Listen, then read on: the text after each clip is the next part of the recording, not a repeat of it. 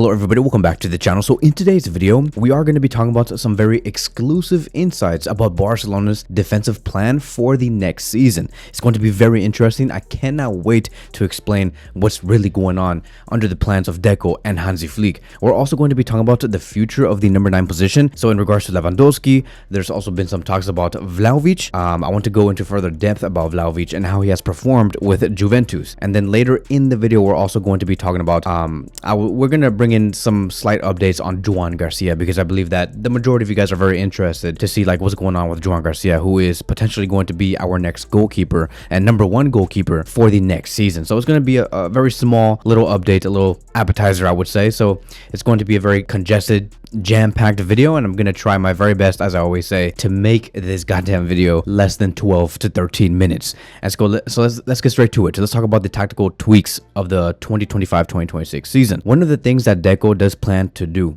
to reinforce the defensive line alongside with Hansi Flick is to have a high defensive line, right? That's still going to stay. They're not going to change that. They want to continue to have Inigo Martinez and Kobarsi, Balde, and Jules Koundé 48 meters from where they're supposed to be positioned at, and just extremely high in the middle of the pitch. Hansi Flick intends to maintain the high line, and that is what's ultimately going to define Barcelona's defensive structure. However, this is going to be the big twist. There is going to be a late game defensive adjustment, meaning that when they are leading in the final minutes, the defensive line will drop slightly deeper to manage risk, much better than ever before.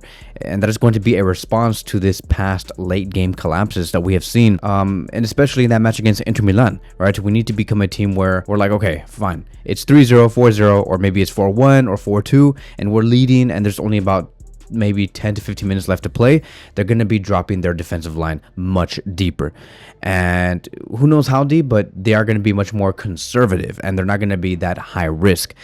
And another thing that they want to do is to apply more intense pressing, which is very interesting because I believe that the most intense team right now, it is FC Barcelona in terms of pressing. Like, we run a lot, but Hansi Flick and Deco are planning to introduce a Barcelona team for the next season that is more aggressive.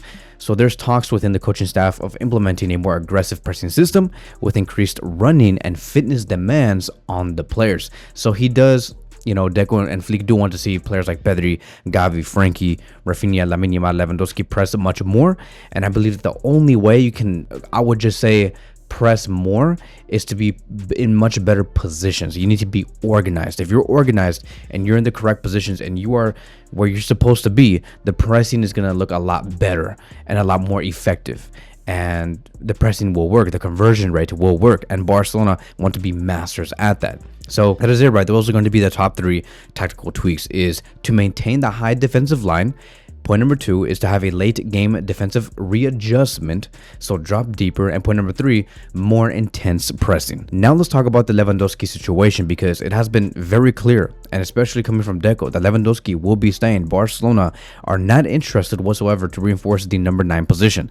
We have talked about Gyökeres, we have talked about maybe Rashford, right? Maybe reinforcing the number 9 position, but for sure, Deco and Hansi Flick want to maintain their stance on Lewandowski for him to become our definitive number 9 for the next season, and they do see him as key. So no striker is going to be planned for this summer. Deco and Flick have made it clear Barcelona will not be signing a new number 9. Gyökeres, even though he has done very good and he's probably going to be leaving to Arsenal, Barcelona is kind of aligns with what we talked about yesterday, about how Deco has this blueprint on how they sign players. Just because Gyökeres is going to be priced at 60 to 65 million euros and is going to be a real deal, it does not mean that they should go for him. It's not going to be a priority. They're going to be looking at their squad first. They're going to be assessing, does Lewandowski still give us what he's supposed to give us, and is Ferran Torres consistent? Is he happy? Does he want to continue at Barcelona? If those things are aligning right now, then there's no reason for us to spend 60 to 65 million euros on Gyökeres, and that is it. Even if it's a good deal, Arsenal is most likely going to be signing the player. Deco stated, we already have Lewandowski to play in the number 9 position, and Flick has a lot of belief in Lewandowski. Lewandowski wants to Flick wants to restore Lewandowski to his Bayern best form. That is going to be the ultimate goal, is to get Lewandowski to the point where he can score 45 goals in one season. It's going to be insane to witness, because if you're going to try and get Lewandowski to perform like when he was 30 and 31 years old, and knowing that he's going to be 37 very soon, we'll see how that does play out. But Flick wants to make Lewandowski a potential Ballon d'Or contender in 2025 and 2026, and I believe that Lewandowski sees eye to eye with that, because recently, a couple of hours ago, he stated that he knows that he's turning 37 years old, but he claims that his biological age is 30. Like, he feels 30. He does not feel like he's slowing down whatsoever. He stated, "I feel very strong physically. I'll stay next season. All I have on my mind is FC Barcelona." So at the end of the day, bro, like, I'm telling you guys, I don't care if you're freaking 42. If you feel like you're 30 and you move like you're 30 and you don't feel fatigue, you don't get tired, then why not just continue? Just go for it. Who cares? I mean, like, bro, like, honestly, like, for me, I'm 27, right? I'm going to be turning 28 in about 6 to 7 months. Right now, I really do feel like I'm 15. I do not feel like I'm 27 or 28 at all. And I know some friends and I know some people who are my age and they feel like they're 35, 38. And that's mainly because they don't take care of themselves health-wise, because they don't work out, because they don't eat well, etc. Their lifestyle. And, like with me, like I literally feel like I'm 50. Like, I feel like I can rip the earth apart right now. I feel like I can do that and I feel like I can fight anybody because, I do martial arts and I have a lot of energy. I eat well, and as long as you continue to take care of yourself, you're going to be feeling a lot younger. And that goes for your physical appearance, that goes for how you feel mentally, and how you move all around. Mobility. And with Lewandowski, it's another great example. He feels like he's 30, and that's good. So I'll stick with Lewandowski. I'm fine. If you're telling me that Hansi Flick has a real plan with Lewandowski, and he wants to get him to Bayern's best, which is 40 plus goals a season, and then you have Lewandowski stating that I feel 30 biologically, then let's do it. Let's run it again next season. And I'm very excited to see what Lewandowski can unpack alongside with Flick. They have one hell of a relationship. They really do understand each other, and we'll see how that does unfold. So moving on towards the next conversation, because since we are talking about the striker position, one of the players that Barcelona are eyeing on in terms of just potential players that they could sign in the future, but not in this summer, but for the summer of 2026 and 2027, Vlahovic is a player that they're looking at. They're only monitoring. They're not saying that, okay, we need to prepare this bid, maybe assemble it for the next 2 or 3 months, and then have that agreement in place by January 2026. Like, none of that exists. I'm not trying to be out here trying to sell you guys that, Barcelona and Vlahovic have been talking. Like, there has been no talks, no negotiations. It's just something that clubs usually do when they look at other players, right? They always have a list and they just keep that in their I don't know, on file or like in their laptops. It's just a list of players that they might talk to in the future, and one of them is Vlahovic.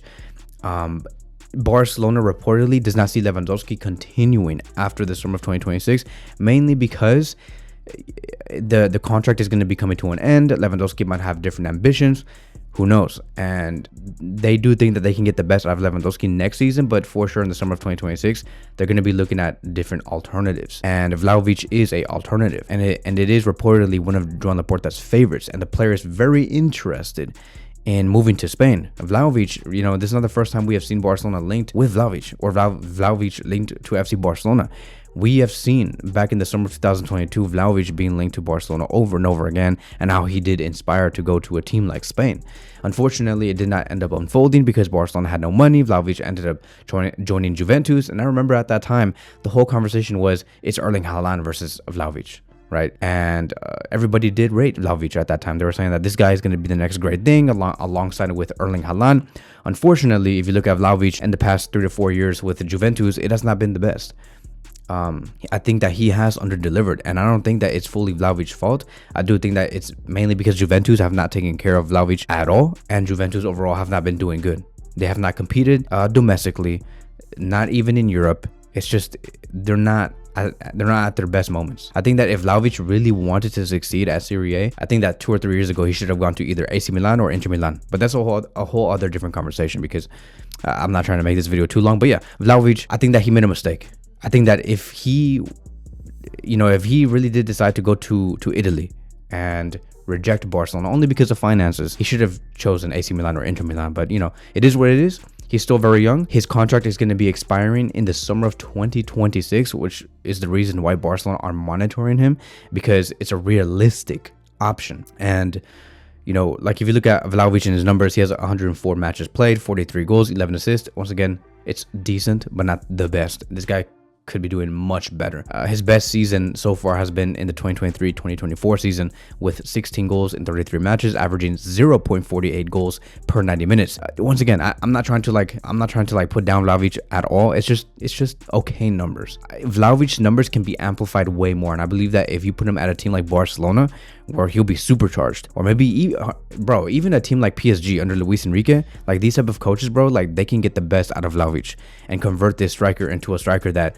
a lot of European teams will fear. And bro, I see Vlahovic in that category. He just needs to be under the correct system, under the correct coaching and everything in between. And it's unfortunate for Juventus and the fans, because like Juventus paid 81.6 for Vlahovic. 81.6 million back in January 2022. That's a lot of money, and they're paying this player 21 million euros a year. Now, it's a good thing that he'll become a free agent in the summer of 2026, because if we try to get Vlahovic, let's just say this summer, we would have to compete with that type of salary. And 99% of the time, players do not move to a different club in the middle of their contracts, agreeing that they're going to be paid even less. You have to match it or pay more. And luckily for us, once again, summer of 2026, he's going to be free. Everything restarts. Fresh negotiations from the very beginning. And if Barcelona are interested and they want to approach the player, I think that we'll get him for free, and we should offer him maybe 10 to 12 million euros a season. I think that's reasonable. I think that will be okay. And I believe that Vlahovic, if he really does want sporting success, they can make that happen. It's something that I'm very much looking forward to. There are some things that I believe he should fix. Like, for example, these 3 years that he has spent over there in Juventus, I expected him to kind of get better technically, because sometimes he cannot really control the simple passes that he does receive. And I'm like, bro, just control the ball. It's all right. We're like, why are you always losing the ball in the first touch? His first touch right now is poor. And he has very limited involvement in build-up. He lacks versatility. And so there's some things, but we'll see how all of this does evolve. And hopefully we get some more clarification within these next 6 to 8 months. So now lastly, I do want to speak about Joan Garcia, right? Very small updates. And it states here that Joan Garcia has chosen FC Barcelona as his next club, and the reason why we have not seen a public announcement is because he wants to delay out of respect for the Espanyol fans. Because right now Joan Garcia is still an Espanyol player, but he does not want to go out there and just say that, yeah, I'm signing for FC Barcelona. He wants to sign everything and make everything official with Barcelona first, have everything fully agreed in private, and then go out there and make a public statement on social media and say, like, thank you to all the Espanyol fans and to the club for making me for who I am today. And so if you guys are wondering like what happened, like did anything stall, it's simply just because he wants to respect the Espanyol fans and nothing more. He's trying to manage his exit very carefully and make sure that the deal is done effectively. So that is it, right? That is going to be wrapping up today's video. Thank you guys so much for watching, and I will see you guys in the next one.